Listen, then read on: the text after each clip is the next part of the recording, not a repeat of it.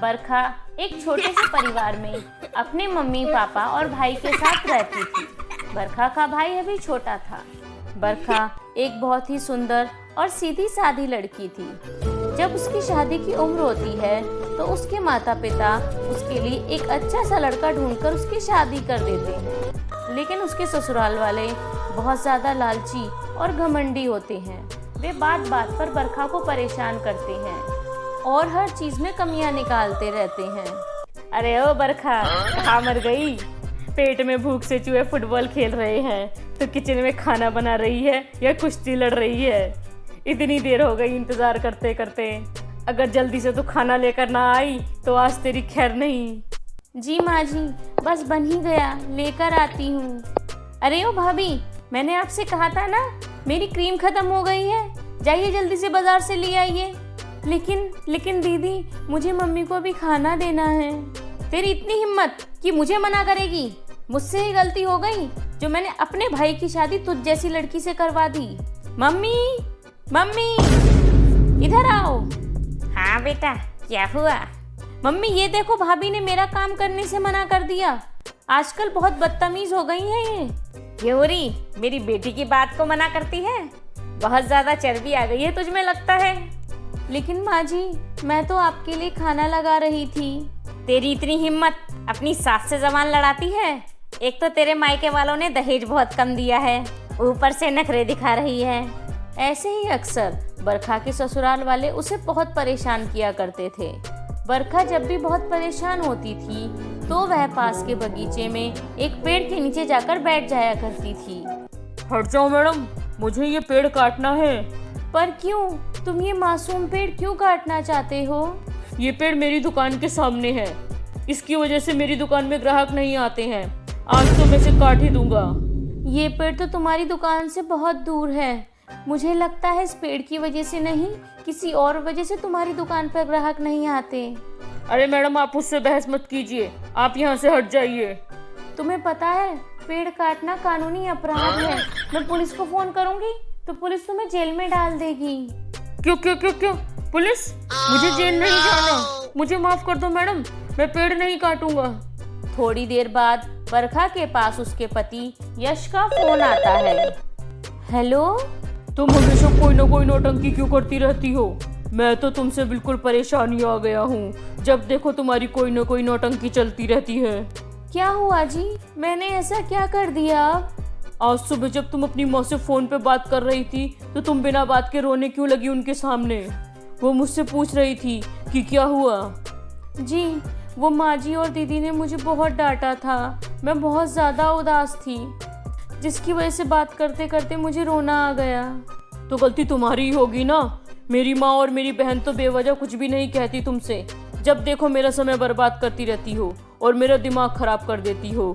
इसके बाद यश गुस्से में फोन काट देता है और बरखा वहीं पेड़ के नीचे बैठकर बहुत जोर जोर से रोने लगती है।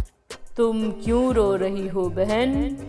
हाँ, आप कौन हैं? कौन बोल रहा है? मैं एक भटकती आत्मा हूँ, तुम मुझसे मत डरो, मैं तुम्हें कोई नुकसान नहीं पहुँचाऊंगी। मेरी आत्मा को मुक्ति नहीं मिली, इसी वजह से मैं इस पेड़ के अंदर रहती हूँ। तुमने इस पेड़ को कटने से बचाया है, मैं तुम्हारा एहसान कभी भी नहीं भूल सकती। लेकिन तुम इतनी ज़ोर ज़ोर से क्यों रो रही हो? क्या बात है? बरखा रोते रोते अपने ससुराल की सारी बातें उस आत्मा को बता देती है। तुम्हारे ससुराल वाले तो सच में तुम्हारे साथ बहुत बुरा बर्ताव करते हैं। अगर तुम्हें ठीक लगे तो क्या मैं तुम्हारे घर तुम्हारे साथ चल सकती हूँ? ठीक है, लेकिन तुम करना क्या चाहती हो? तुम बस देखती जाओ। आ गई महारानी सैर करके। कहाँ चली जाती है ये बेवकूफ लड़की? इधर तो आ, आज मैं तेरी खबर लेती हूँ। माँ जी, दर्द हो रहा है, मेरा कान छोड़िए। इसीलिए तो पकड़े हैं तेरे कान। माँ जी, बहुत दर्द हो रहा है। अरे मम्मी, आप हवा में कैसे उड़ रही हैं? हे भगवान, बचाओ मुझे, मेरी कमर। तेरे ससुराल वाले आज बार बार हमें फोन क्यों कर रहे थे? तूने कुछ शिकायत की थी? पता है मुझे? बता, क्यों किया ऐसा? अरे नहीं दीदी, मैंने तो कुछ भी नहीं कहा। हाथ मेरी बात क्यों नहीं मान रहा? मेरी बेटी बचाओ, कोई बचाओ। सरला का हाथ मीना को जोर जोर से थप्पड़ मारने लगता है।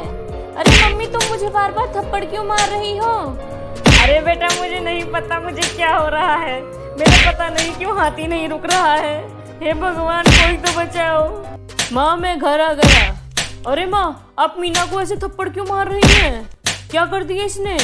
अरे बेटा, मुझे तो ऐसा लगता है कि इस बरखा की बच्ची ने हम दोनों पर कोई जादू टोना किया है। पता नहीं क्यों मेरा हाथी नहीं रुक रहा है। बरखा, ये सब क्या है? आज तो तुम्हारी खैर नहीं। चुप हो जा तू नालायक इंसान। अरे अरे अरे मेरे बाल! हे भगवान, कौन है यहाँ? किसकी आवाज थी ये? कौन बोल रहा है? मैं एक बेचारी बहू की आत्मा हूँ। मेरे साथ भी मेरे ससुराल वाले ऐसा ही सलूक करते थे जैसा तुम लोग बरखा के साथ करते हो। उन्होंने मुझे ऐसे ही मार डाला। अब मैं भूत बन गई हूँ और उन सभी लोगों को सबक सिखाती हूँ जो अपनी बहुओं के साथ इतना बुरा व्यवहार करते हैं। अगर आज के बाद तुम लोगों ने बरखा को इतना सा भी परेशान किया तो मैं तुम सबको जान से मार दूंगी। अरे, हम कभी भी अब बरखा बेटी को परेशान नहीं करेंगे। हमें मत मारना, हमें माफ कर दो भूतनी जी। हाँ मेरी दोस्त, मैं तुमसे हाथ जोड़कर कहती हूँ, मेरे ससुराल वालों को मत मारना। ठीक है बरखा, अभी तो मैं वापस जा रही हूँ, लेकिन मैं तुम लोगों पर नजर रखूंगी और मैं फिर वापस आऊंगी। अगर तुम में से किसी ने भी बरखा को परेशान किया तो मैं उसे बिल्कुल भी नहीं छोड़ूंगी। और फिर उस दिन के बाद से बरखा को उसके ससुराल वाले कभी भी परेशान नहीं करते थे। अब बरखा रोज उस अच्छी आत्मा से मिलने के लिए उस बाग में जाती थी। दोनों में बहुत अच्छी दोस्ती हो गई थी। वे घंटों घंटों तक बातें करते रहते थे। तो दोस्तों, बुरे काम का फल हमेशा बुरा ही होता है। इसका फल चाहे हमें जल्दी मिले या फिर कुछ समय बाद मिले, लेकिन मिलता ज़रूर है। तो दोस्तों, कैसी लगी आपको हमारी ये कहानी? हमें कमेंट सेक्शन में कमेंट करके ज़रूर बताएं। हमें आपके प्यारे प्यारे कमेंट्स का इंतज़ार रहता है। अगर आपको कहानी अच्छी लगी हो तो कहानी को दोस्तों के साथ शेयर करें और चैनल को सब्सक्राइब करना ना भूलें। अपना ध्यान रखें। बाय बाय दोस्तों।